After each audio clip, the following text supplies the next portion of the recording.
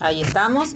Bueno, tenemos acá a nuestro columnista en economía, el licenciado Gustavo Giacomo. Él es economista y profesor universitario. Y bueno, vamos a preguntarle a ver las últimas novedades de la semana, los últimos anuncios del ministro de Economía. ¿Cómo estás, Gustavo? Buen día. Hola, ¿qué tal? Buenos días, Macarena. ¿Qué tal? Buen día. Muy bien, ¿cómo estás? Bueno, queríamos preguntarte más que nada, siempre agradecerte, ¿no?, por ayudarnos a entender estos temas, ¿no?, que parecen complejos, que son complejos. Y, y bueno, a ver que nos cuentes un poco de los últimos anuncios de Martín Guzmán, cómo ves los datos de la pobreza, si crees que con estas medidas vamos a ir saliendo de eso. Sí, bueno, la semana esta fue en temas que tienen que ver con la economía, bastante, digamos, con bastantes temas. El primer tema serían tres los temas, digamos. El primer tema tiene que ver con el dólar, ¿no? Históricamente, ¿no? Lo que nos sucede con el dólar, que el central comienza a quedarse sin dólares. Sí. Entonces comienza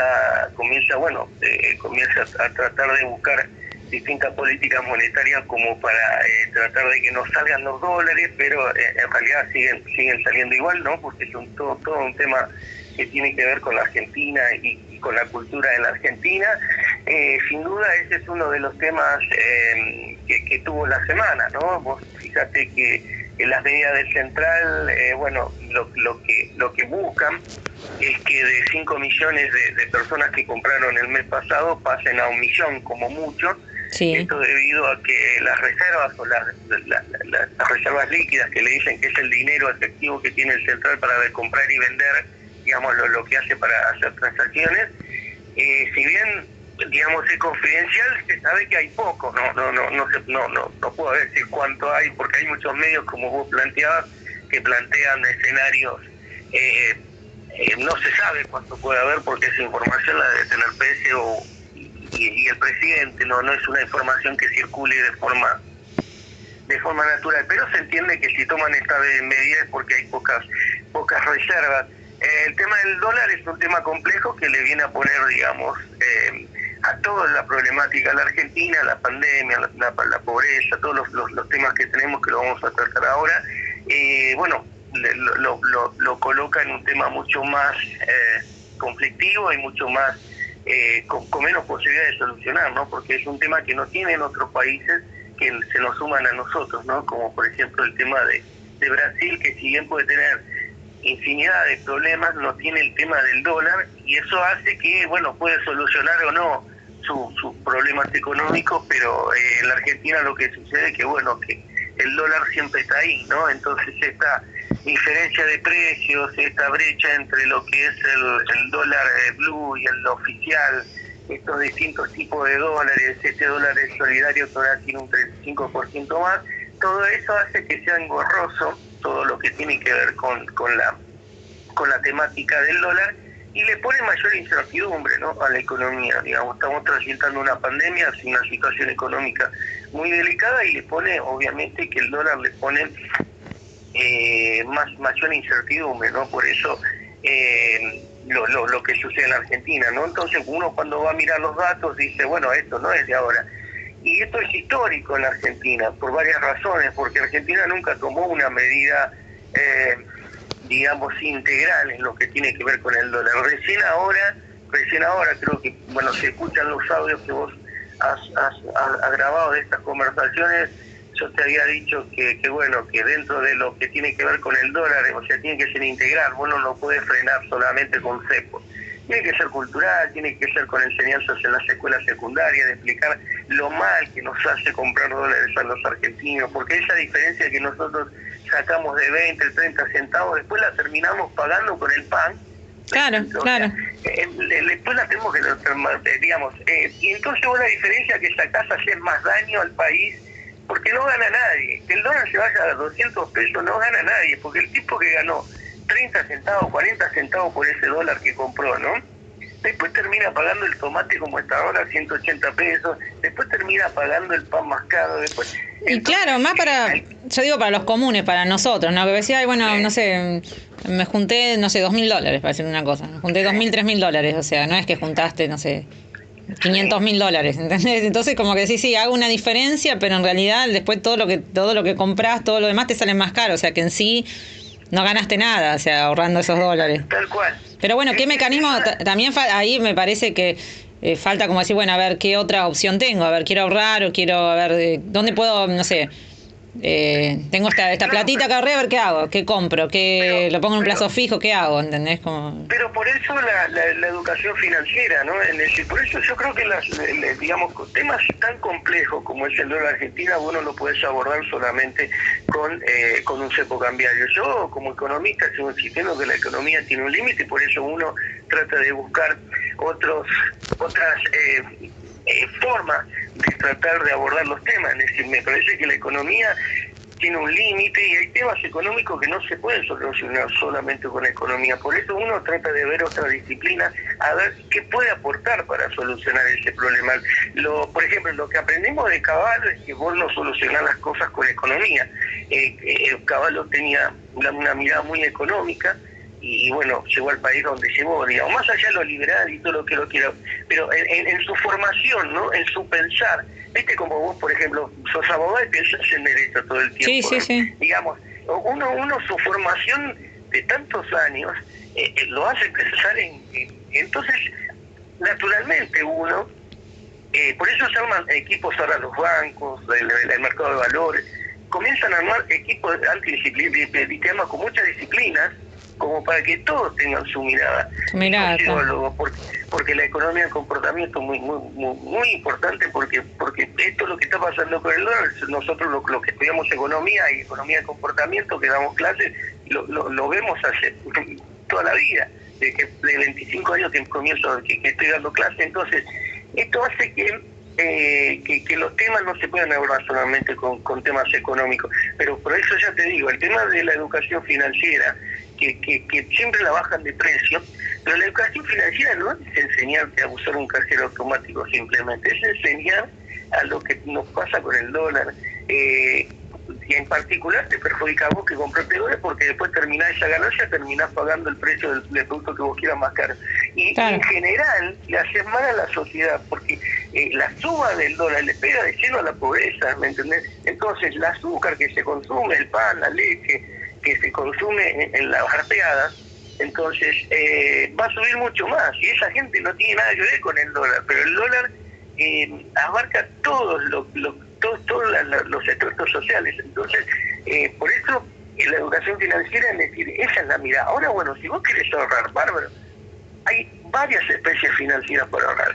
Podés tener depósitos atados al dólar, a la inflación, podés tener bonos, pero ¿qué pasa? El mercado de valores, esto también hay que enseñarlo, se ha dado el mote de timba todo el tiempo, ¿cierto? Entonces, se instalaron cosas en la Argentina que no tienen nada que ver con la realidad, o sea, porque nadie tiene información de los productos financieros que ofrece el mercado de valores, que no le hace daño a nadie, porque si vos creas un fondo común de inversión, ese fondo común de inversión sirve para descontar cheques de pymes a una tasa mucho más baja que la que te descuenta el banco. Pero ¿qué pasa? Los bancos hacen publicidad en los medios hegemónicos, entonces la bolsa no hace publicidad. Entonces vos ves ahora en Santander todo haciendo publicidad y te descuentan el cheque 20 puntos porcentuales más que el mercado de valores. Y esto no es una defensa del mercado de valores, porque yo entiendo que la gente no quiere ahorrar y me parece bárbaro que quiero ahorrar, pero por eso hay que llevarlo a eso, ¿no? Pero nunca hubo educación financiera seria en la Argentina en lo que tiene que ver, o se le bajó el precio, como por ejemplo a la economía de bolsillo, se le baja el precio. Y lo importante es entender la micro, es entender lo que pasa en el almacén de barrio. Y sí, totalmente. Pasa por ahí, en un país donde el 70% de los ingresos pasa por el IVA que se consume en las barriadas, o sea, el pan, la leche, las cosas. Entonces, si vos no sabes cómo funciona la economía, y eso es la economía del bolsillo. La economía del bolsillo no es lo que te escriben, por ejemplo, qué sé yo, no sé. Las cosas son mucho más complejas, pero bueno, todo eso se tendría que enseñar para que la gente salga al menos con un conocimiento de lo que tiene que ver, ¿no? Pero bueno, pero por eso te digo, en la Argentina esos temas no se tocan. Te quería consultar, ¿no? Porque esto me parece que es interesante. Los anuncios que hizo el ministro ayer, ¿no? sobre el tema de retenciones al agro y reducción de derechos de la exportación. ¿Cómo lo ves a eso? Porque a mí la verdad que me hace un poco de ruido el tema de la baja de las retenciones. El tema es así, o sea, el tema es ese, bueno, el tema pasa más que nada, hoy los únicos que tienen, digamos, la posibilidad de traer dólares es el campo, ¿no? Digamos, entonces, el campo, en un contexto de incertidumbre, como sucede en la Argentina, no van a querer venderla, porque el poroto está ahí, o sea, ellos lo pueden vender cuando quieran, en los silobolsos, entonces, si bien le descuenta 3% de las retenciones son 33%, sí, le cobraría 30%, pero ¿qué pasa? A eso no le interesa que le baje las retenciones, lo que le interesa es que el dólar esté más alto, entonces, seguramente en un contexto de incertidumbre, por eso no acataron esta posibilidad o la posibilidad que dio el ministro de Economía, porque a eso lo que le conviene es vender con un tipo de cambio muy alto, y estando Argentina en la incertidumbre que está, se prevé que va a haber una devaluación, digamos, porque lo que dijo el ministro, que va a haber una devaluación administrada, no dijo la palabra devaluación, pero va a haber una flexibilización. Esto quiere decir que ellos van a mover un poquito más el dólar, porque cuando hay menos dólares en el central, digamos, para tratar de que no salgan, trata de subirlo un poquito más y demás. No que pegue esos saltos como pegó con Macri, pero sí subirlo un poquito más. Entonces, cuando mirá la serie del mes pasado, va subiendo el dólar. Entonces, lo que esperan seguramente el campo, por eso no va a cerrar con el Ministerio de Economía, es que suba mucho más el dólar. Por eso no creo que dé resultados, porque es un tema que tiene que ver con el tipo de cambio. Entonces, como hay perspectiva de devaluación, por ejemplo, el dólar a futuro estaba a 87 pesos, el central cada vez tiene menos dólares, por eso esa es una puja de poderes que perjudica al país, ¿no? También, o sea, entonces, en este momento en que la Argentina necesita dólares, el campo seguramente no lo va a liquidar, porque espera liquidarlo a un precio que le convenga a eso, porque el 3% de las retenciones no según el campo no les conviene tener un tipo de cambio mucho más alto, como para poder liquidar. Por eso va a ser difícil que entren divisas, por eso el gobierno trataba de que en marzo entren las divisas que tienen que ver con la cosecha gruesa, pero hay que ver, bueno, cómo se llega a marzo con el tipo de cambio y este proceso de incertidumbre que tiene que ver con vos, porque vos imaginate que se puede ser, digamos, el viernes cerró ayer $150 el blue, que es el que se va a utilizar, ¿no? Sí, 150. Y la brecha pasó al 92% más o menos, la brecha entre el oficial y el blue. Esto va a hacer a que en el caso de las medidas que toma el central no sean, digamos, no creo que den demasiado efecto. El campo, bueno, ya salió a decir que no les convenía, y bueno, van a liquidar un precio del tipo de cambio que les convenga a ellos. Por eso también hay una situación que se va a perjudicar, por eso es complejo, ¿no? Y en medio de todo esto, para no estirarnos mucho, pasa el tema de la pobreza, ¿no? Que por eso es lo más importante, claro, lo más urgente, digo. ¿Y estas medidas, claro, pensás que pueden ayudar a eso o no? Claro, porque en el medio queda la pobreza que Argentina pasa del 26,6, digamos, con Cristina, después subió al 35 y pico con Macri, y se dispara ahora con la pandemia a 40,9 medida el primer semestre. Ahora, si vos mirás el último trimestre, daría 47%. Pero bueno, en realidad, o sea, el tema de la pobreza, pues imagínate que hay casi en total, porque el INDEC mide por ingreso, es decir, por sueldo, pero sí, si vos medís como miden otros países que miden, por ejemplo, de acuerdo a las condiciones de vida que vive una persona, Argentina pasaría a tener casi 25, 26 millones de pobres en la Argentina, como mínimo, digamos, en este contexto. Y eso, tomo lo que vos decías, ¿no? Y eso no es escandaloso, eso no hay prensa, no hay nada. ¿Me entendés? Porque se naturalizó. Entonces tenemos un país que no está en vía de desarrollo, porque no es un país que esté en vía de desarrollo porque no produce tecnología, no produce nada. O sea, estamos en un país que está totalmente... Pero esto no tiene que ver con este gobierno, ni el anterior, sino que hace años que no hay un proyecto de país productivo serio, digamos, Y en el medio, bueno, tenés estos cimbronazos como le pasó a Cristina también con el dólar, estas corridas que siempre vienen a complicarte la vida, por eso tuvo que poner el cepo también Cristina, ¿te acuerdas que lo puso Kicillof? Sí. En el medio tenés estas corridas y Argentina no puede avanzar. Entonces, pero yo por eso hacía, viste, esta reflexión de decir, bueno, me miraba el otro día todo el escándalo de Bruglia, Bertuzzi y todo el tema de la corte, y pensaba en eso, ¿no? Yo pensaba, tengo gente conocida que han estado enfermos, recuperándose, sin un ingreso fijo, gente que por ahí que si no sale a trabajar no cobra, si cuenta propista, ¿no? Como nosotros, ¿no? Y vos decís, y personas, claro, que se quedan enfermos, después que encima que te quedan secuelas del COVID, o sea, con las secuelas, que no es que bueno, estoy 15 días y ya está, o sea, con muchas secuelas y volviendo. Está bien, no voy a negar que hubo una ayuda al Estado con el IFE y todo eso, pero bueno, obviamente que no alcanza. Y decís, pero ¿y esta persona que está en esa situación, que está viendo que no hay muchos rubros que todavía no pueden avanzar, que estás pensando a ver qué voy a hacer, negocios que cerrar? Yo voy por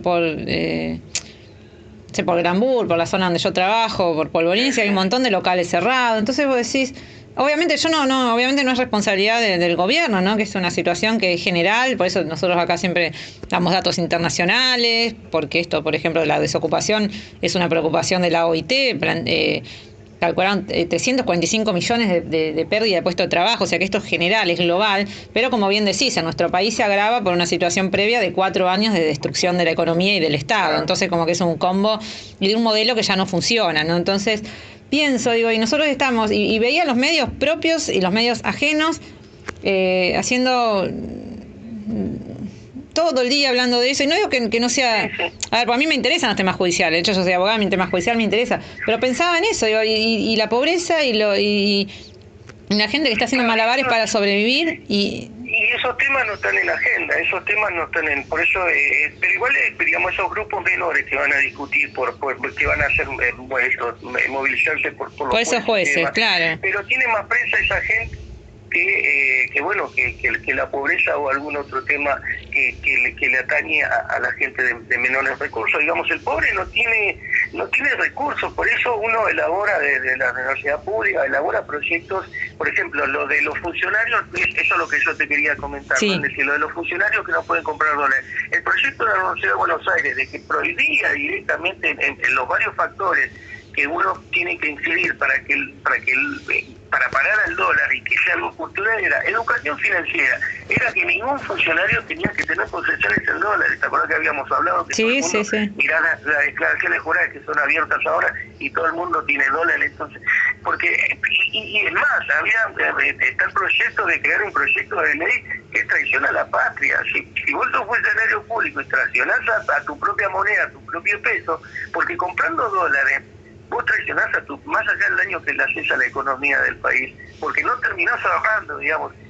Por eso hay que enseñar eso, ¿no? Es decir, no terminás ahorrando nada, porque insisto en eso, ¿no? Para que alguien que no escuche le quede claro que no ahorrás nada por esos 30, 40 centavos que ganaste en el año, vamos a suponer, y lo terminaste pagando con el pan. El pan pasó de 50, pasó a 80, a 90. Entonces, nadie ahorra nada, o sea, destruimos al país, al divino botón, porque nadie se beneficia. Yo creo lo que hay que avanzar en tema ayudar a las pymes, el tema de planes de vivienda, hay que avanzar con eso. Y no es que no hay planes, quizá hay que reforzar, hay que seguir adelante con eso. Pymes, vivienda, obra pública, ver el tema de las tarifas, rever tarifas. Yo creo que sí, hay una salida, hay que ponerle ahí a las pymes, a las cooperativas, a la economía popular. Yo creo que por ese lado es. Sí, no, sin duda que pasa por ese lado, o sea, pero hoy nosotros cuando... Axel anunció un plan de Axel Kicillof de construcción de vivienda, eso me parece como que es positivo y eso también es generador de trabajo, ¿no? Sí, o sea, yo lo que insisto es que bueno, Argentina hoy por hoy, desde hace años, por eso te digo, todo pasa, no es que pasa en el periodo de Alberto.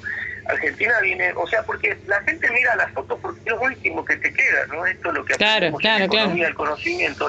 Por eso te digo, lo importante es que la polimatía en este momento, en el que el funcionario, que no lo tenemos, no hay funcionarios que tengan una mirada integral. Entonces el problema que tenemos es que cómo se abordan los temas. Nosotros que tuvimos la suerte de formarnos y tenemos una mirada pública, porque la economía, la macro, que ya a mí me interesa mucho la micro, la economía de todos los días, que pasa en los barrios, que ahí está la clave.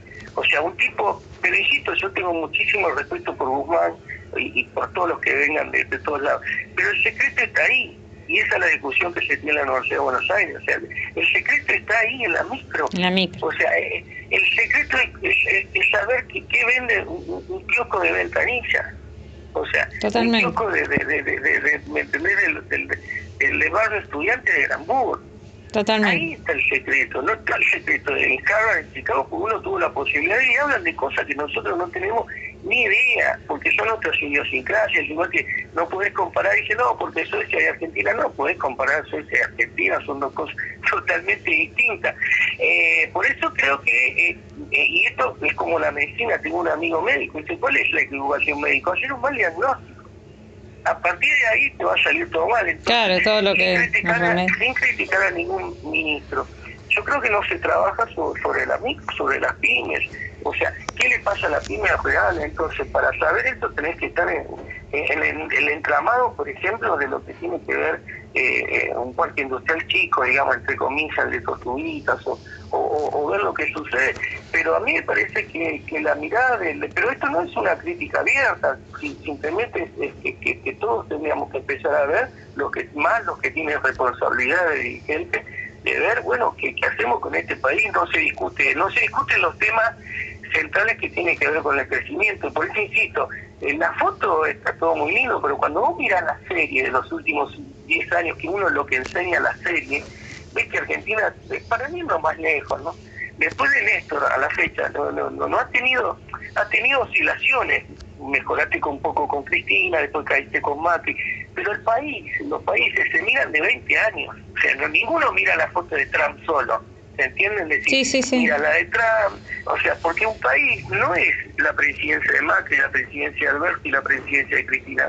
Un país es un país a ver si crece o no crece. Entonces, Argentina, cuando vos miras la película, sacando los fanatismos, ves que Argentina va para abajo. Subió un poquito con Cristina. Sí, pero no fue un cambio, sí, es como que hay que avanzar en el modelo. Pero no avanza, entonces, igual que la pobreza, bajó con Cristina, al 26, bajó con sí, igual hubo mucho desarrollo industrial también durante los 12 años del kirchnerismo. Entonces después, subió un poquito con Cristina, que después 26,6 la dejó Cristina, la sube Macri a 35, ahora bueno, por la pandemia.